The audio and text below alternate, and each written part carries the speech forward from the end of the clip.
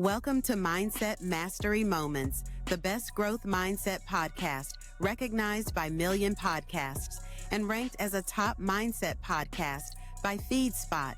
We're proud to be in the top 1% on Listen Notes. Join Dr. Alisa Whyte as we explore powerful insights and strategies to elevate your mindset. Let's dive in. Hello, disruptors, and welcome back to another episode of Mindset Mastery Moments with yours truly, Dr. Alisa Whyte, and always here with a phenomenal guest. Today, we are going to be unlocking tools, strategies, and mindset shifts that help leaders thrive in life, career, and business. We have a guest who's going to shake the way you think about leadership, culture, growth inside organizations. If you've ever wondered how to build sustainable success without burning out your people, this conversation is for you. Our guest today joining me is Mr. Norman Wolfe, CEO of Quantum Leaders and a former executive at Hewlett Packard. Norman brings decades of experience in transforming organizations, creating resilient cultures, and guiding leaders to build workplaces that don't just perform, but truly thrive. Through his work, he's helped leaders and teams navigate massive change without sacrificing well-being or purpose. And you all know that is so important to Dr. Alisa. He's also the author of a book that's called The Living Organization, where he blends business strategies with the deeper principles of human and organizational energy. Norman, we are absolutely excited to have you here on the show. Welcome, welcome, welcome. Just tell us in your own words who you are, what you do, and why you do it. Oh, thank you for that lovely introduction, Alisa. It is a pleasure for me to be here, taking a Saturday afternoon to chat with you. Who am I? I'm a consultant. I have been consulting with organizations for over 35, 40 years now, since 1988. And my passion is to help organizations thrive, grow, create environments where the people of the organizations thrive and grow. Yes. That's why I wrote the book, The Living Organization. I just have come to believe that we are stuck in a paradigm which views organizations as machines to be programmed by the leader, setting the strategy, telling us what to do. And we employees sadly to say, from kindergarten on have learned to be good soldiers, right? They learn to be good employees, to look to the leader, to tell them what to do and how to do it. And that was great, 1900s, first part of the, century, when things were different than they are today. Employees weren't as educated as they are today. We coming out of an agrarian society into a modern corporation. But today, the world is changing so rapidly. People are much more educated than they were back then. And they want a sense of meaning and contribution in what they do. And our environments, just think about it. An organization is a black box. Inside that black box, we convert inputs and produce outputs. And the leader designs how that black box is supposed to work and plugs in various components. And that component doesn't matter whether it's a person or a robot or artificial intelligence. It's just something that's going to get the work done. It's just a component. Yes. I don't know about you, but I don't like being a component. I'm much more than either. I'm so much more than what I do and how I do it. Here's the thing. As I said, this model, this paradigm, this way of thinking has survived for over 100 years. But over the last 3-4 decades, as they've measured the success of organizations, the average statistics has been 70% of companies fail to execute their strategy. No surprise there. For only 27 to 30% of employees are engaged. That means 70% are disengaged. So you got 7 companies not achieving the strategy, 70% of companies or 70% of employees not being very engaged in what they do. And no matter what we've done in terms of systems, methods, models, education, leadership development, that number has not changed in over 4 decades. And I've worked with lots of leaders, and they are not stupid people. No. They are sharp, they're smart, they're very caring. And yet their behavior patterns and the behavior patterns of employees are preconditioned to think and act and respond to life a certain way based on this machine big black box kind of way I describe it. Yes. Leaders aren't happy, companies aren't successful, employees aren't happy. Something's got to change, right? Something's got to change. That's what I set out to do. That's what I tried to address. I began that in 2005 when somebody suggested I should write a book about some of my thinking, which led to the publication of the first book, The Living Organization, in 2011. And the second book, called Leading the Living Organization, is at the publishers now, waiting to be prepared for release sometime in 2026. Yeah. Congratulations. You have to come back and talk to us about that, those principles as well. Yeah. Absolutely will.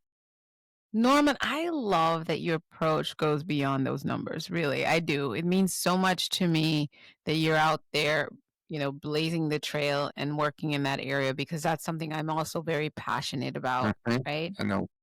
Gets to the heart of what really makes an organization thrive, which is people. What was that turning point for you in moving from the corporate world into rethinking leadership this way? Wow. I'd love to say there was a single point in time, but it's really decades of experiences. Mm-hmm. I left Hewlett-Packard after a wonderful 15-year career, learning about running organizations. I was blessed that my first year in management, my performance review was unacceptable in every category. Yeah. A lot of people say, what do you mean you were blessed? Well, it set the stage for me to really think about what does it mean to be a leader, and how does leaders become successful? And during my career at HP, for whatever reason, I ended up taking over organizations. For one, I was not technically competent in. What I mean by that is I came out of the systems engineering organization. My first management job was running the service district. I didn't know how to fix computers. I never fixed computers. But now I'm responsible for people fixing computers. Yeah. And when I got up to the region level, I took over an organization that took over the administrative organization. I didn't know anything, but I never managed the accounts receivable, accounts payable departments. I never managed service contracts. And I mean, the administration was not my area of expertise. And the second thing was I was taking over organizations that were underperforming or going through a major cultural shift.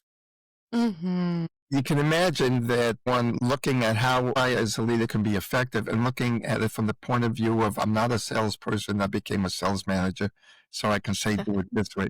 So this set me on the path of learning about the art and science of leadership and organization performance. Yeah. When I left HP and decided to start consulting, I did it mostly because, well, first I wanted to get out of the corporate world. Yeah, it was just one of, me. 41. I was 41 years old, and call it a midlife crisis. I don't know, but I decided that I just had to change. And at the time, HP was changing as well. Not that I was prescient and saw where it was going, but it was just time for us to part ways. And so I went out and I decided, what do I have to offer? Well, I have 15 years of learning how to lead organizations. Maybe I can help organizational leaders who did not have the resource, the training, the opportunities I had at HP. Maybe I can bring some of my experience to them. And that's what I make consulting. After, like I said, 88, 98, 2005, 2002, so 10, 12, 15 years into consulting, I began to see certain patterns, the very patterns I mentioned to you about leaders who are struggling, who are feeling the burden of having to babysit their organizations almost. Employees who are committed to the organization but feel hemmed in by the way the organizations run. I just kept seeing these patterns over and over again. In 2002, actually, I was talking to one of my clients saying, why do you keep hiring me as a consultant? And he said, Norman, it's easy. You help me execute faster. And I go, oh, yeah, I guess that is my focus. You didn't think about it. I never thought about it. I mean, I was just out there helping people, meeting a CEO, meeting an organization leader, being invited to be the chairman of a nonprofit. I was just helping leaders be better at what they do. Do. And then in 2005, I was at a conference and met this woman. We were chatting. She asked me what I did. I said, well, I help organizations execute better. And she said, well, what makes you different than any other consultant? That's a question nobody should ask you. So I stopped and I thought, and the words that came out of my mouth was, I see an organization different than others. I see them as living entities with a soul and Oh, mic drop. And her comment was, you should write a book. Absolutely. The worst thing she could have ever She said put to in me. your head. Yes, she did. Yeah. She planted the seed. I had absolutely no ambition to write a book. I never saw myself as an author. I struggled for 2 years trying to write the book. And then I found a guy who was going to help me and became sort of a writing consultant and guided me. And lo and behold, 5 years later, the book was published, and it changed my life. It put me on a mission and a path to transform the paradigm. I've come to passionately believe the only way we can achieve the goals we want for business and leaders and the employees within them is we have to fundamentally change that paradigm. We have to think of an organization not as a machine, but as a living person. And ask the question, how does a person create the outcomes they create? And use that to help organizations create the outcomes they want to create. That's my journey. That's how I got here. I love it. I want you to repeat what you said to her when she said, what sets you apart? What was that again? Because that is so powerful. I said, to me, organizations are living entities with a soul and a purpose for being. Just let that marinate there. You know what I'm saying? That is like when you say it, it's like a breath of fresh air as a corporate leader, as a business professional. That paradigm is definitely there. And when you think through, I create photos in my head with the words. So I'm looking and I can feel the air. I can see the ease. I could see the unity, right? Even when there's competition, there's still unity, the accomplishments, the rough times, how they're getting through. I'm seeing these group of people just, for me, what would seem like utopia. Well, because again, I'm not seeing it where, right? It feels like utopia because, I'm telling you, my interactions with corporate leaders, it's just seemed to be going downhill, and I empathize, and I would love to I'd love to walk in there and wave a magic wand, but there's no such thing, right? But the corporate culture is really and I'm talking to colleagues and friends and clients, and it's like their experience at work, they don't want to be there. No. They don't trust each other. It doesn't matter whether it's an employee or a leader. Yeah. They're all feeling the tension and the pressure, and they're looking for some way out of the box. Yes. And I'll tell you, as I said, the book was published in 2011. A friend of mine said recently, who finally he was a CEO of a marketing agency. And he said to me, we were having lunch probably 8-9 months ago. And he said, Norman, I can see what you mean now. I met him actually when the book first came out. And he said, you were 10 years ahead of your time. And I said, yeah, no, it's been a long 10 years. Yeah, because you did this so long ago. Yeah. Yeah. But it's a huge solution, I can tell. The world is changing. Now's the time for it. I'm absolutely convinced we need it now. More than ever. Yeah. Yeah.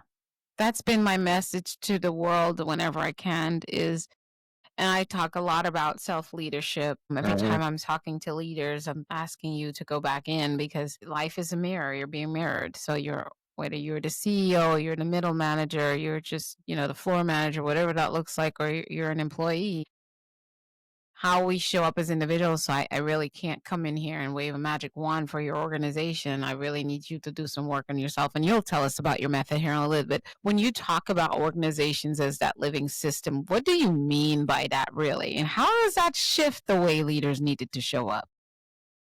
That is great question. I'm trying to consolidate it because it's both very complex. It's three-part question if you ask me. It's loaded. Yes. But I got really excited about it. I just want to dive in. So you tackle it how you want to. So you started to hint at one of the key things. Mm-hmm. Leaders create outcomes for their organizations by how they show up. But let me unpack that a little bit for you. Yeah, let's do that. Yeah. First of all, the easiest way for leaders to understand the paradigm shift that I have found is a couple of things. One is think about any organization, any department within an organization, or for that matter, you can think of different organizations. But if you look at within an organization, a sales department versus a finance department, I asked you to describe those two departments to me. You would describe them in language that you would normally associate with a single person. For example, my sales department is outgoing, highly expressive. They got a lot of external energy. They're extroverted type people. My finance people, they tend to be very introverted or more introverted. That department tends to be focused on structure and process and keeping to the rules. QSC, yeah. You usually describe them in ways that you would describe a person. It's true. The reason I highlight that is because I have come to recognize, and there's lots of research that supports this, not in the realm of business, but in the realm of sociology and group dynamics. When a group of people come together as a single, as a collective, committed to a common purpose, they actually create an envelope around them that is itself a living person and operates as a person does. So why do I mention this? If I'm a leader and I have 5 or 6 departments that report to me, and each department has 10 or 20 people, that means I'm managing 7,400 people. Yeah. That feels overwhelming. What if I'm not managing 75 or 100 people? What if I'm only managing 5 individuals or 5 collectives that are a single person each?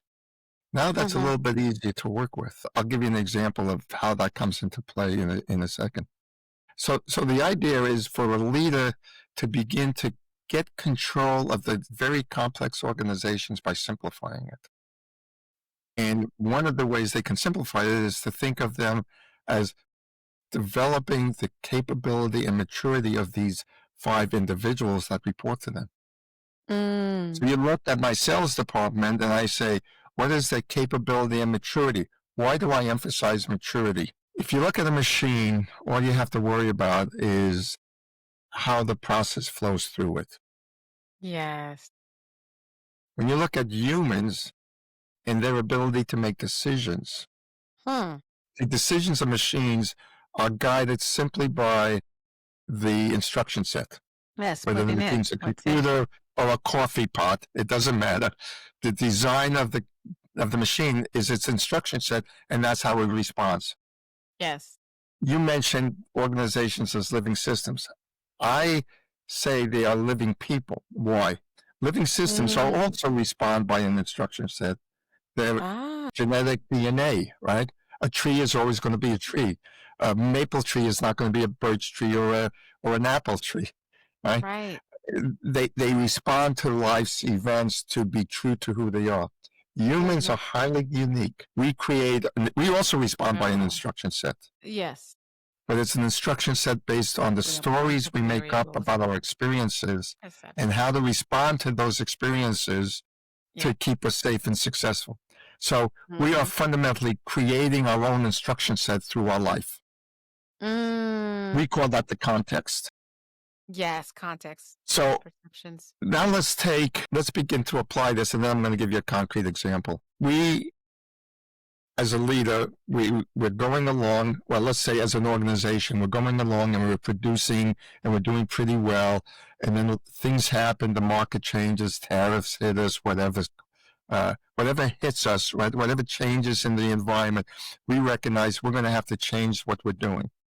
Put that simply, we create a new strategy. Simply put, what we're looking for is we're producing this level of outcome or these types of outcomes, and now we want to produce a different type of outcome. we all know that if we do the same behaviors over and over again, we're going to and expect a different outcome. That's insanity, right? That's the classic statement. So we know we have Yes. to change behaviors. But Yes. remember what I said, our behaviors are natural responses to life events based on previous experiences. Right. So our context is going to drive our behaviors. Yes. If I want new outcomes, I have to change my behaviors, but need new behaviors, we have to change the fundamental context. Yes. Context for an organization is developed out of our years of experience. We've learned collectively how to behave in response to competitors, in response to sales situations, and in response to supplier challenges. We know how to behave. We know how to respond to these things. So our context, like the machine code and the instruction set, has been developed over years. So now I want to change the direction of the organization. I literally have to change all of those context beliefs. Otherwise, we're going to still automatically, unconsciously respond to the markets, respond to the suppliers, respond to other employees, other departments, the way we always have. Now I'm going to give you a concrete example. One of my clients is in the grain export business. In the grain export business, the commodity function is primarily a arbitrage situation, and they have a department called merchandising. They're the ones that buy grain at one price and sell it at another price. So they're the ones negotiating the contracts. Yeah. They get grains from various different suppliers. They get it from large agricultural companies like Cargill or what have you. They also get it directly from the farmers. This particular organization has what they call country operations. And the country operations were just focused around taking in the product and shipping it to the export terminal to be shipped out to the customer. So they were just operationally focused. The sales activity, if you will, and the revenue generating and the profit generating entity were the merchants. CEO goes, that's not going to work for us in the future. We're constantly squeezed on margin. We're competing with everybody else at the same price. We got to do something different.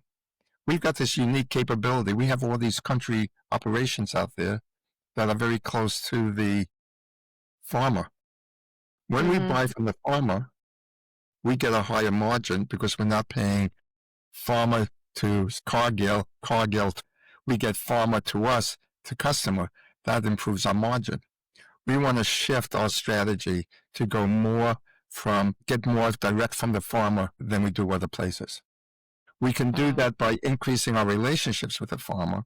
And rather than paying just on price, we're paying on the experience that we can create a positive experience we can create for the farmer, either by being close to them, by helping them during tough times, by basically taking care of the farmer, going from a commodity business to a solution and experience business.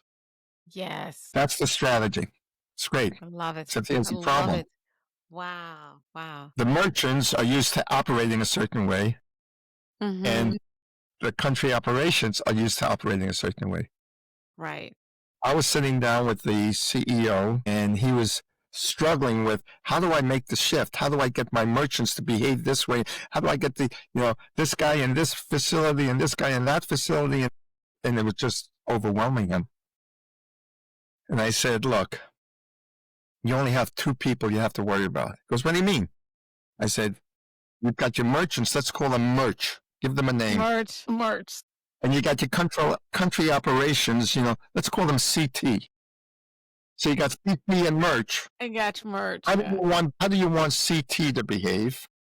How do you want merch to behave? How do you want them to interact with each other given what they're doing now? Once he got that picture laid out, he was able to start shifting the behaviors of each of those departments collectively, not at each individual problem level, and this one behaved this way. He was able to communicate a context that allowed people to begin to shift and change their context. That's the power and simplicity of applying the living organization framework. Love it. Ooh, it is so powerful. That is, we could say end of the episode, because that anyone's listening to us and they take that mindset shift or that paradigm, it can change so much in how their organization flows and operates. And that's just the Powerful. beginning. That's just the beginning. I know. I have to say, it's just, yeah. Let me give you another. One of the desires of every CEO is to take a sense of ownership for the success of the whole. Yes. Why does it always come to me? Can't they come to me? Instead of bringing me the problem, why don't they bring me a solution? That's the classical way. That's the way we hear it. But what they're really saying is, why can't these people make the decisions? Why am I always the one having to make every decision for them? Here's the problem they're facing. As I mentioned, people have been trained for the industrial age since the 1920s, starting in public school. They're trained to obey the teacher. The teacher will give you your assignment, and your job is to fulfill the assignment. You go into the university these days, it's the same thing. Same thing. Here's the assignment. Your job is to fulfill the assignment. You go for your doctoral thesis. Here's what I'd like to do. No, you can't do that. You got to write. Here's your thesis, right? You got to get approval. You got to fulfill the need of the instructor or the professor. Yeah. You go out to work, and what happens? Well, you look for the boss to tell you what needs to be done, and you do your best to fulfill that. So if you think about it, the way the system works is I, as a boss, have to figure out what I want my people to do. Makes sense when you're designing the machine. You want to tell each component what they need to do. So I come to you, I tell you what you need to do, and then you perform it. And then at the end of the performance, I come to you and I tell you how you did. And then we sort of have this wonderful game we play where you're trying to explain to me why either I didn't do a good job explaining what you should have been doing, or why you couldn't do what you did because you didn't have the right resources or whatever, right? Because we're in this, I'm judging you and you got to defend yourself. That's the game we're playing. So this is sort of like, I'm a parent and I want my child to grow up. And every time the child has to get something done, it's easy for me to tell them what to do. They get sort of used to that pattern. They're now 35 years old, living in my basement, and I'm saying, why can't they grow up? It sounds silly, but it's the exact same. It's so true. It's like, you cannot, once I saw it, I cannot see it. What you said, it's like, that is exactly how it trickles down. It comes all the way. We were programmed this way. We're programmed for that. In the living organization framework, we turn that around. Our job is to develop the maturity, just like we want our kids to be mature so they can be self-sustaining. If you think of an organization as a person, then it's obvious you want this person to grow up, not only in capability, the skills it has, but in terms of maturity, so it can make decisions on its own. Yes. And since it's part of a collective, since it's part of a community, you want them to be able to make decisions on their own for the good of the whole. Yes. It's like in the family, you want your kids to make decisions that's good for them and the family, right? Exactly. As they continue to grow. So what we do is we change that whole performance management dynamic, and we call them contribution agreements. And it goes like this. I love that. You, as a human being, as a member of this organization, you have a lot of skills and talents, and you know a lot, probably a lot more than I do about your particular area of expertise. So here's what I'd like you to, here's what I need for the organization. This is what the strategy, these are the objectives, these are the goals. And I come to you and I say, look, how are you going to contribute to that? I'm not going to tell you how you should do that. Very different. We just need this to happen. You're talented. You're great. Tell me how you're going to contribute. And then how are we going to know when you're successful? Right. Then you perform. Reporting. Now, I want you to learn how to make decisions on your own. So when you perform, you're going to make mistakes, right? Yes. Especially if you're doing something you've never done before. If you don't make mistakes, you're never going to learn, right? So it's unusual to do something for the first time and get it right. But some people do once in a while. But most of the time, you're going to make mistakes. So I, as a leader, want to shift from being the designer of the machine to a coach and developer of the people, both capability and maturity. And we do that through the contribution agreements. You're going to tell me how you're going to contribute. We're going to negotiate that, right? Because you may have some really wild ideas, and my experience says, nah, probably not going to happen that way. But let's talk about it. If you can convince me, I'll let you do it. Yeah. So we'll have a coaching conversation at the front end, Right. Exactly. and then we're going to have a coaching conversation at the back end to talk, how did you do? What did you learn? What Right. mistakes did you make? What did you learn from those mistakes? And this has to do with not only your getting things done, but your relationship skills, your thinking skills, your critical thinking. Are you thinking in terms of the whole system or just your small part? So we're coaching them on a whole range of what we call maturity issues. Love it. Now think about, after a couple of years of doing that, what happens to the employee and what happens to the CEO? The employee is feeling much more empowered. Yes. They're feeling a greater sense of contribution. And the leaders are having a much easier job. They can think more about the future, knowing that the organization of today is being taken care of. Absolutely. And that's what everybody really wants, and that's the path to get there. Wow. Wow. So powerful. Thank you. Wow. It's been a lot of fun. Yes, it is. You have thought it through methodically, and it's so applicable, and it's also very simple at the same time, is what I love about it. Very simple. Thank you. Yes, that's a friend of mine once said, well, actually, I forgot exactly who said it. I think it was Einstein. Creating simplicity on the other side of complexity is really the goal that we will shoot for, right? And, exactly. And that's what I've tried to do, is take something very complex and try to not simplify it, but achieve that going through it to the other side where it's really simple by seeing it differently. Absolutely. Changing the paradigm. But changing the paradigm changes everything. Changes everything. You have to. Yeah. One of the things you work in the area a lot is sustainable growth, and you have a specialty with driving growth without burnout. And that's a big issue. Like we hinted on it a little bit earlier about so many people experiencing burnout. In this world where burnout is everywhere, how can leaders practically start to create growth that's actually sustainable with your method? It actually becomes, how do I want to say, becomes a natural byproduct of leading through the way I mentioned. And why is that? When you begin to recognize, for example, the level of capability and maturity of the organization, remember, I'm always using those two pieces together. Maturity and capability combined defines the capacity of the organization to perform and to grow. So the reason I burn people out is I'm driving them to do more beyond their capability and maturity to do it. Right? Because otherwise I'm not burning out. Right. I'm demanding more than they're capable of giving. I'll give you another example. I learned this with a client. It was a bizarre situation. The owner founder of a company, and I'm not going to name the company because it's a fairly well-known brand. It's in the beverages industry. The owner died at the age of 92 at his desk. Man. The owner was a typical owner, founder, passionate about his particular product and what they stood for. I mean, he just absolutely loved it, and people loved him for it.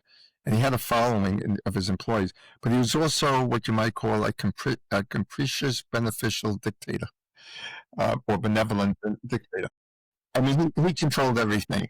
And he loved his people, but sometimes he'd fire you, and when you're walking out, he says, "Where are you going?" I mean, it was a really odd culture that he created. But people loved him, and they were committed to him. Because underneath all the harshness, you might say, was a very loving heart, and they knew that. He'd take care of them. He was loyal to them. He passed away. The board brought on a very experienced leader from a major beverage company. And in that company, they believed in management by objective and empowering the employees. So he said, I'm going to allow you to make decisions on your own, and I'm going to empower you. And we're going to manage by objective. Here's my objective. You figure it out. Now you're taking people who for years have been told what to do. Mm-hmm. Having to think about it is very scary. I was brought in They start a because whole new job. his executive team was so under stress, they were burning out. He was literally killing them. There was stress, Wow. there was illnesses, but he was empowering them. He was managing by objective. It was a Yeah. mismatch. They weren't Yes. mature enough yet to do that. The board ended up replacing him. He recognized, and they elevated the gentleman who was the chief operating officer. Well, actually, they brought in somebody as the chief operating officer, and then they elevated him to be the CEO. His approach was fundamentally different. He eased them into, he coached them, he helped them begin to make decisions on their own. And then within Yes. 2 years, they were able to grow much faster. Yes. So he used our methodology to help develop the capability and maturity of his staff rather than burning them out Yeah. because of demand. And remember, the first CEO was burning them out because he was empowering them before they were ready to be empowered. Yes. See, it can go both ways. It absolutely can. So we come up with these ideas of empower your people, set the purpose, et cetera, et cetera, et cetera. But we don't take into account at what level are they capable of being independent. We implement Yes. things like holacracy, self-managed, self-organizing group. We don't take into account the concept of maturity. Wow. I love it. That's why I love that's why we burn people out, and that's why the living organization exactly. Yes. That approach changes everything. changes everything. Yeah. Things that were hard and difficult and almost impossible in the old paradigm are absolutely easy and just sort of a matter of course in the new paradigm. They just come simpler. Yes. Changing the paradigm is not easy. I'm not going to, It's it's not not going easy. It is definitely a battle at times, and it's honing in, having that right, the blueprint, having a blueprint and a yes, and team then that's rallied practicing it. around that shared goal. Yeah. Putting it in And then you got to consistently. practice it. You got to become self-aware, like you said at the very beginning. That's the key. Leaders have to become self-aware and help their employees become self-aware and Yes. self-reflective so they can catch themselves in the act of thinking in the old way, stopping and rethinking. I agree. That's I see. That's what it always starts with the mindset. it always starts with the mindset. How do leaders balance urgency, performance with humanity and care for their people? Because I feel like a lot of leaders, I remember I worked for an organization and the CEO was handing out books on stoicism for everyone, everybody, all the department heads, we all got books, every member of the executive board, all of us got a book on stoicism, and it's wonderful. I guess I saw the intent. That was some years ago. And I was like, if you think we all gonna read a book and this organization is gonna change, you need someone to come in and work with us. So help us apply what we read in the book. That would help. Yeah, How about absolutely. even if we just got in a circle, sang kumbaya, and then read the book together and share our thoughts, not even better than just hoping that they would read the book. So how do leaders balance urgency, performance with that humanity piece and showing that they care for their people? And that I have to acknowledge that is a tough one. That is a balancing act. Here's the way I've come to help leaders through that balancing act. And I want to be careful not to imply it's one size fits all. So I'm going to talk about some of the downside of it, or when it is appropriate and when it's not appropriate. Because urgency is something that we have to really recognize. Right. The basic shift within the living organization paradigm is we go from using people to create results to using the results to serve as the catalyst to develop the people. Wow, that's different. Which again, a shift in the way we're doing the same thing. It's just a shift in the mindset, the shift in the way we frame it. Right. The reason we're doing that is goals are extremely important for any organization, or for that matter, any human being. Absolutely. Yes. Because it gives us directionality. It tells us what we're trying to accomplish. And so we need that. When I am just a component part being used to create the results, that's the message I get. I'm going to burn out and feel unimportant. I'm just being used. Mm-hmm. But when we focus as a leader on using the results as the vehicle to develop the capability and maturity of the people, I'm creating, if you think about it, a virtuous cycle. Yes. My goals, they're going to challenge my people. I'm going to use that challenge to catalyze the development in terms of maturity and capability. That's going to increase our capacity. We're going to be able to achieve bigger goals, which are going to challenge my people. So think of it as a spiral that's ever increasing. That's what we're trying to achieve. That takes time. Coaching people takes more time than directing people. Coaching my kids, helping them grow and learn from their experience, takes more time than telling them what to do. But there's a trade. There's a trade-off. Sometimes I am going to tell my kids what to do because it's too dangerous. Yeah. You don't have room for error. We don't have room for error. It's absolutely critical. We tell them what to do. But we don't want to leave it there. We want to come back and help them learn why we did that, so they begin to expand their capability to do it on their own the next time. Right. So the sense of urgency is a critical part. One of the programs we teach is we call it leader as coach-sultant. The combination of being a coach and a consultant simultaneously. And the reason we do that is because there are times when a leader must be directive, must be the consultant telling the organization what needs to be done. There are other times when the leader wants to be the coach and focus on the development. So we teach them when to be a coach, when to be a consultant, and it all has to do with the sense of urgency.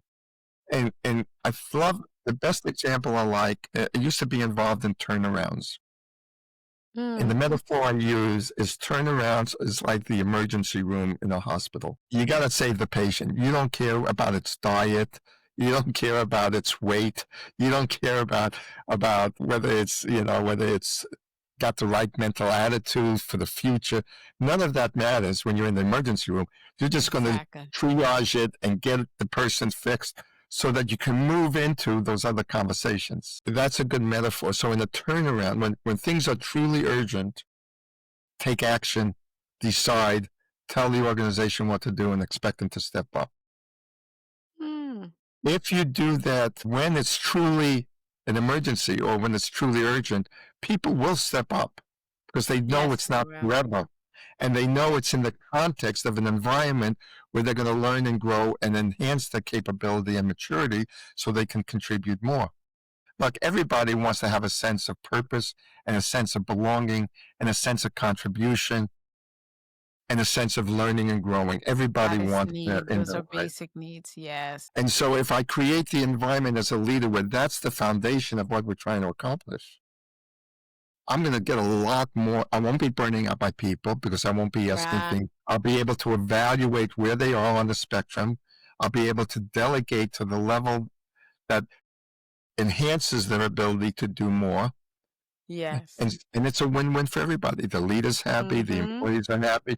I can address the urgency when I need to without burning people out. Yeah, again, it's, if you think about it as developing a parent helping their children grow up and become more mature, just frame it that way and you'll begin to see the power of the living organization framework.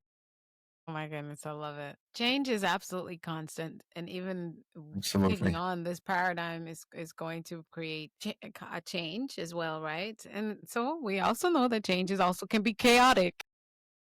By definition.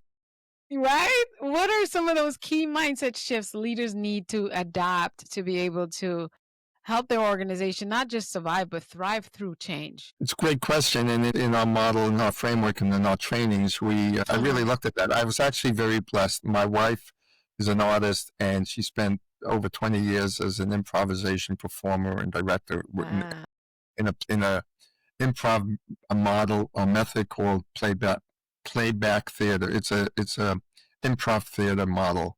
It's not comedy improv, but it is improvisation. Wow. And as I've watched her and watched the improv world and learned about how they train people, I began to realize that's exactly what leaders and people need. Think about what an improviser does. They are taking an action within the domain of complete uncertainty. They have learned how to act in a way that consistently gets the story told, lets the dance unfold, or plays the musical number in a jazz band. They know how to do something without knowing the script or the score or the not painting within a predefined art structure, right? Yeah. They're responding to life in the moment with the confidence of how to act and how to respond to what comes next. So it's a offer, response, offer, response, offer, response. That's what they call it in the improv world. But that's the way to live life, and that's the way to manage organization. When you get comfortable with uncertainty, change is not so scary. Change is just exactly. like you said, it's just the next thing. Yeah. It's just the next thing that life shows up. Right. And you're able to respond to it because you've learned how to improvise through life. The funny thing is we do it all the time. When you walk into a grocery store and you meet somebody or you're talking to the cash register, you didn't go in and say, oh, my script is I say this and they say that. We go in the grocery store and we improvise. We meet somebody in the coffee shop and we say, oh, and they say something and then we respond to them. We are improvising all the time. So the idea of being an improviser is really not that unfamiliar. It's just never applied in producing outcomes. And we should.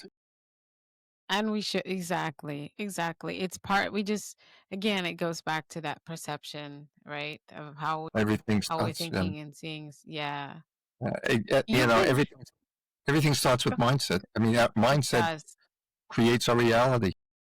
It does. It does. And I mean, it's so much more. I mean, it sounds cliche to people because it's said so often, but it really does. It's one of the most underestimated conscious awarenesses. Like we come so consciously aware of it, where we put it into action and we really process it through, and we create these paradigms and our own toolbox of things that will help us build on the mindset that really, I say, put your mind in the direction you say you want to go. Because here's the thing. Everybody comes into work and say, I don't want to be burned out. I don't want to be a failed leader. I don't want to be the supervisor that everyone hates. I don't want to be the coworker that people think are lazy. I want to win. I want to do this job. I want to get my paycheck. Not everybody says that, but let's just say everybody goes to work and they say they want to get a paycheck. So no one wants to get fired. No one wants to get laid off. No one wants to get a pay cut. No one wants that. I can say that across the board. I haven't met anyone who, right? But I'm going to come to work. I want you to fire me this morning. Right? Unless you got another job lined up, right? And you have income, you won the lottery. You're not saying that. So let's say I can say that, and no one can shoot me and say, "Oh, Lisa, well, not everybody wants to be successful. Some of us just want to get our paycheck." All right, let's go with the basics, right? So that's where you want to end up. You want to, at the end of the day, at the end of the week, at the end of the pay period, you want to get a paycheck, right? That's where, let's say that's your destination. That's everybody's destination. You got to put these things in place to be able to get there. And we're saying it begins with how you think and how you see things, and then being intentional about putting action. This is why I say think, speak, do, become. Putting action behind those that are strategic to get the results you say you want. And let's face it, everyone at your current job can agree on that. That's what the CEO wants to make money and make impact and be the top performing company or whatever. So you've been in those boardrooms. You've been in crisis rooms, Norman. What's one practical step you would say to leaders, whether they're in a management role or not, that they can take tomorrow to begin building resilience into their culture? Well, I'm going to come back to the thing you said at the very beginning. I think self-awareness. Start looking at who you are. I think you said it, or you implied it, at least I heard it in what you said. Your organization as a leader is a mirror to who you are. Yes, absolutely. And so if you look at your organization and you complain about this or that, or the organization isn't doing this thing, or whatever your concern is about your organization, it starts with you as a leader. Yes.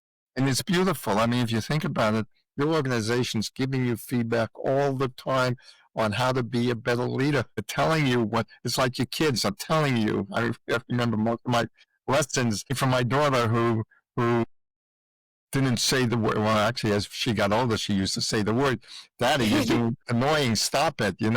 Right. But even in her behaviors, that she's reflecting back, and it's like she's doing this because I'm doing this. We're in this dance together. Well, organizations are the same way.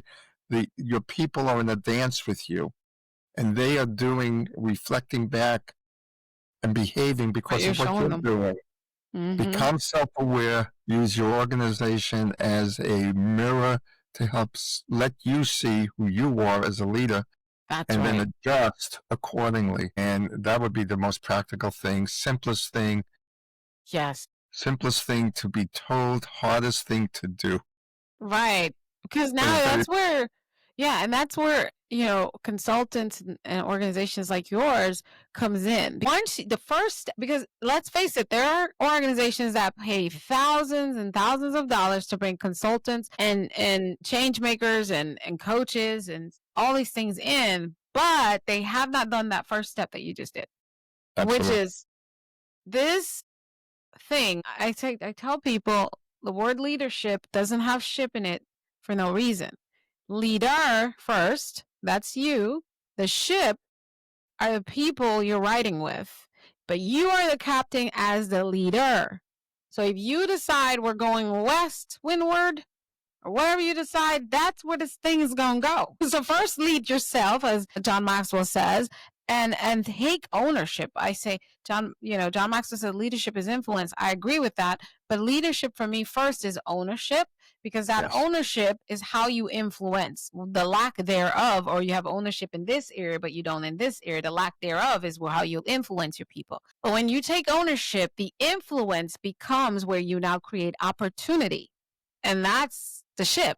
Opportunity for growth, opportunity for success, opportunity for failure, whatever it is, however you influence is where that opportunity, those are the kinds of opportunities you're creating, and you can tell how it's going to go from there. All of my clients, you're right. The greatest gift I can give my clients is the ability for them to see themselves and see how they're thinking and believing and behaving is creating how the people are behaving. And when they begin to see that, they go, and they make a small adjustment. It doesn't take a lot, a small adjustment. And all of a sudden, the things they were concerned about goes away. And it's not like, it's an interesting dynamic, and we probably don't have time to go all into that. So I'd just like to leave that idea with them. I'll sum it up this way. One of my clients came to me and he said, Norman, I was talking with my wife this weekend, and she said something very interesting. She said, ever since I've been working with you, I've become a better husband. That his way of listening, his way of communicating, which I helped him do for his organization, changed the way he related to his wife. And his wife began to appreciate him. Life. We talk about work-life balance. I think that's the silliest thing. Who I am. Me too. And life. Come on. Yes. Who I am, and where is work and where is life? How is the work not it's like you're a split person. Half of you go to work and the other half stay at home.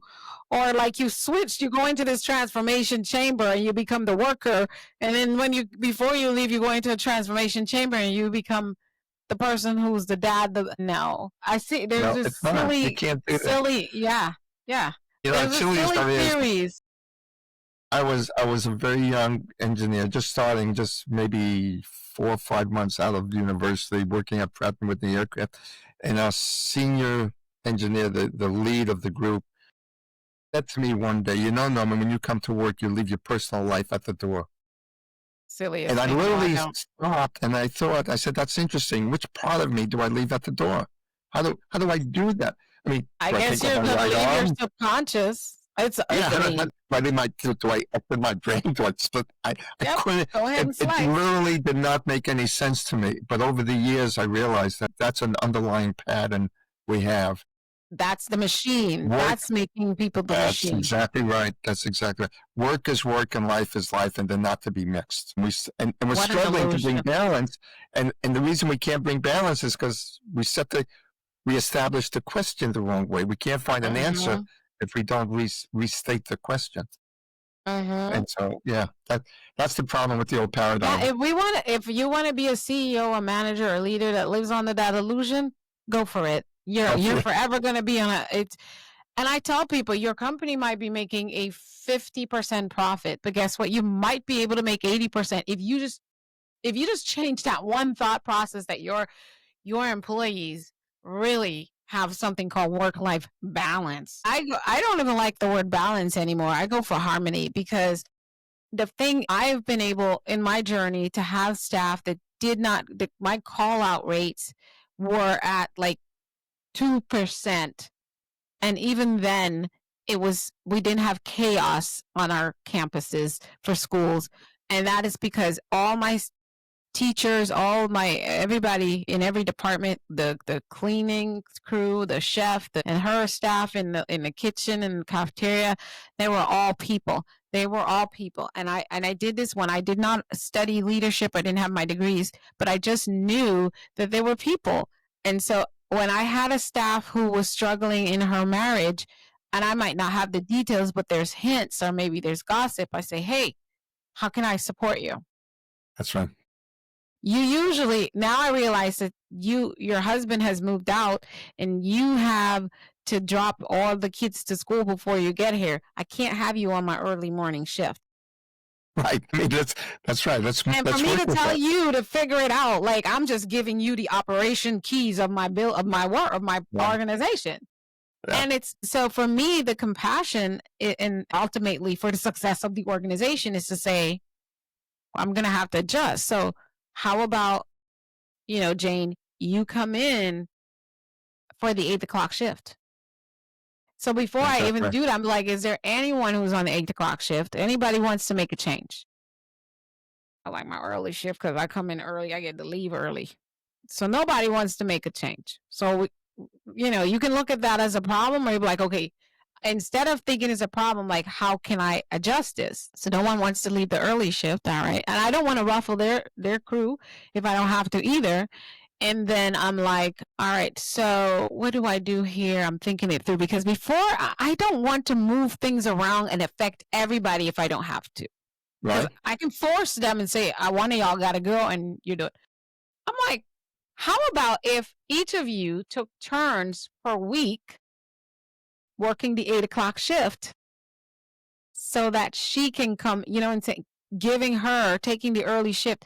So me saying that, they love it because they're like, oh yeah, I get to get an extra hour in the morning. I can do some other things before I come in. And they're like, that's so innovative. Next thing you know, instead of everyone holding a shift for the eternity of their time, we created a system, because now all team members are sitting here, where we had a shift system where we were rotating shifts. So everyone got somewhere between the 7, the 8, and the 9, and they enjoyed having it 1, 2, 3, yep. 1, 2, yep. 3, and they start over, because they got to do. People would, instead of taking time off later in the day, the ones who did 9, they were already able to go do their blood work. They were able to go have a parent conference early in the morning, and just her problem became a solution for things we didn't even know were problems. That's right. That's right. And now imagine if you did that, and you did a really good job of trying to figure out a solution that might work for everybody. Imagine if you had that same situation and you just turned over to everybody and say, hey, this fellow worker of ours is struggling. How can we find a solution? And let them figure that out on their own. That's literally what I did. I did it with the small group of early people. Beautiful. And then when we got that, where we now shift all our entire team, it was us strategizing now. Them seeing, and again, as a leader, my first go-to is and even if I'm leading for 1 hour, if I get in a conference room or I'm going to do a talk in an organization or a training, I say, first of all, let's understand. I know some things about some things. You know some things about some things. If we put all those things together, we're going to walk out here supercharged, the best we can get, because if you have, I have this mouse right here.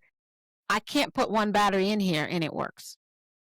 I got to put two, and they each got to be in the right direction for me to get this mouse working, or it's not working. So when we come together, people lack, and like ultimately, I was consulting with one of my clients, and she's like, she got this email from her manager says, "Oh, I made an executive decision. And ultimately, I do get the opportunity to make executive decisions." Well, go ahead and make those executive decisions then. That's why you have chaos. Yeah, right, exactly right. The best executive decisions I've made is when I made it with my team. Yeah. Because guess what? Now they all have buy-in and they all have ownership for what we made the decision about. It goes back to the notion of the contribution agreements. If you allow them to decide themselves what that contribution is going to be to whatever situation we're faced with, they're going to tend to be, it's their decision, so they're going to own it, right? What you described is absolutely inherent. And the funny thing about the living organization framework, it's really just an amalgamation of what I've observed people like you, like your story. I just codified it. I looked at all the little pieces that make it up and make it work and put it into a framework that people understand. How do we think? What skills do we need as a leader, like learning to have improvisation mindset, learning how to reframe context, since context is the driving force, learning to have loving, caring, compassionate conversations with people. Yes. Those are key skill sets. If you're going to think of it as something, you're going to think of it as a person, not a machine, then you got to lead it with a different set of skills. And so I put all those pieces together, and that's what I call the living organization framework. But I love it. It's a comprehensive way of thinking about leading an organization that shifts the paradigm, which, as we've been talking about, shifts everything. It does. And we're getting close. I just know that what I find is, we talk about the golden rule, treating people how we would want to be treated. And I'm like, I don't know that we want to do that, because for all the things you said at the beginning of our conversation, that we are programmed already to look for answers, to look to answers. So that's what we know. So we come in, when we are put in the leadership position, we are already pre-programmed that as a leader, I have to also be a machine. I have to also have all the answer. I have to be that person that I saw in kindergarten, elementary, high school, and the list goes on. So because of that, when I can't tell you how do you want to be treated, no, because your concept is already skewed. Right? So we have to really make this shift to understand the paradigm that you're sharing with us, is that if you are first a human, Alisa, and your husband and you are separated, and you now have to get all the kids to school, what would help you function and show up to this job and do a good job? What would you need? Because I can't leave it at home. I got to take care of home before I get to work. I can't do my work that I do at home at work. That's all we can say to humans. But if it's chaos and I'm rushing and I'm frantic, I come in frantic. I might get on a call with a customer and I'm short with them, and I'm just, then I snap and I blow up at the supervisor and I'm typing nasty emails. Still haven't said a thing about what's happening at home. No one knows, but all that stress and drama came with me. Up. Of course, because you can't leave it at the door. It's impossible. No matter what anybody tells you to do, it's impossible.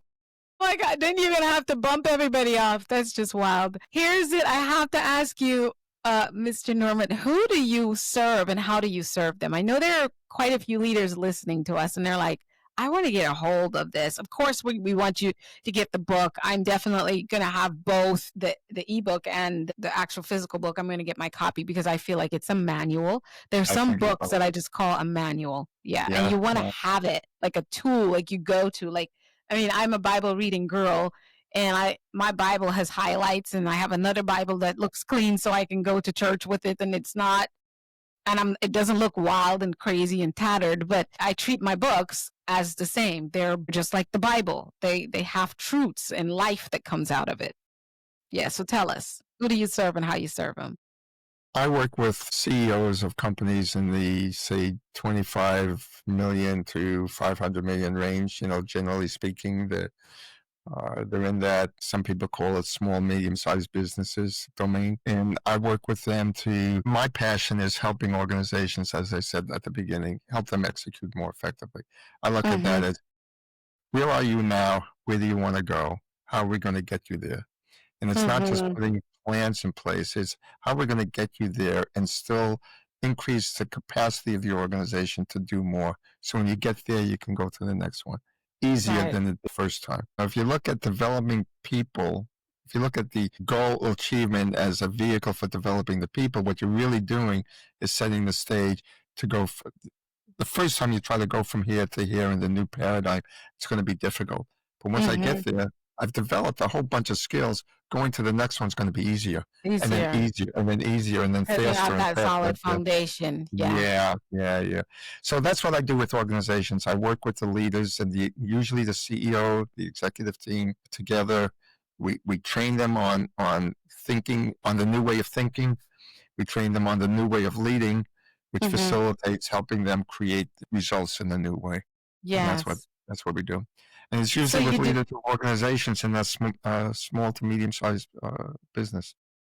So do you have a team of individuals, and do you train individuals on living? I do. As a matter of fact, I started that 2 years ago, and I've trained over the last 18 months 10 people, and I'm training 2 more.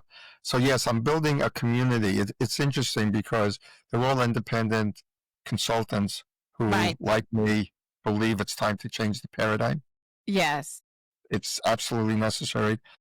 And they believe that the living organization framework is the right framework for the next generation, for the next century. I believe that too. That's why I asked. I didn't ask for any of y'all listening or watching. I asked for myself because I want this tool in my toolbox of my consulting services that I offer, and maybe some of the other people on my team. So I know for me, I want it in my toolbox.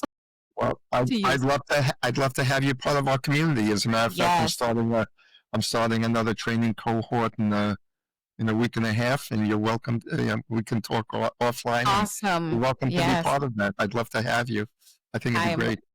Yes, because it's so needed. There's so many people coming, and I think a lot of, like, I have methods and things that I use, but you already built a system that's tested and tried, and there's no guesswork in it, right? And for me, I'm again, those are the things that should be systems. Well, and again, shifting the paradigm is not easy, so that's why I built a community. Right. We have to help each other in the way we think, and the way we approach, and the way we respond. I tell you, honestly, for most of the consultants I've trained, they've all experienced personal life transformations. It's not set up to be on our own journey. It has not been set up to be a personal transformation enterprise. But look, when you shift the paradigm to help other customers, to help work with CEOs, you yourself are changing, and it's inevitable. So it's really a powerful training. It is. I can only imagine. I'm definitely going to be connecting with you to get that information. If you'd like, we'd love to share it here in the podcast. So tell us how we can connect with you, your favorite way. And of course, Disruptors, we're going to have it in the link in the description, wherever you're listening and watching this. Yeah. So 2 easiest ways, well, 3 ways. One is you can go to my website, www.quantumleaders.com.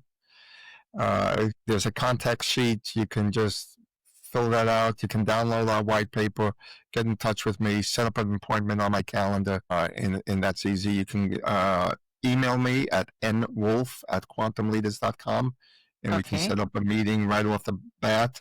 Or my LinkedIn profile. I have my assistant constantly monitoring my messages, and that's good. Yeah, so those are the 3 best ways: my LinkedIn profile, a direct email, or through my website. Absolutely. Oh my goodness. This has been such an empowering episode. Norman, thank you so much for joining us today. You've given us such powerful perspective on how leaders can really create sustainable growth, build resilient cultures, and also lead with humanity in times of rapid change we're experiencing right now. To everyone listening, make sure you check out Norman's work at www.quantumleaders.com. It's there in the description. I'll drop the link and everything else that he has for you to get a hold of him there as well. Until next time, keep mastering your mindsets. Think, speak, do, become. Thank you for joining Norman and I today, and share this episode with someone who needs to hear the message. Bye now.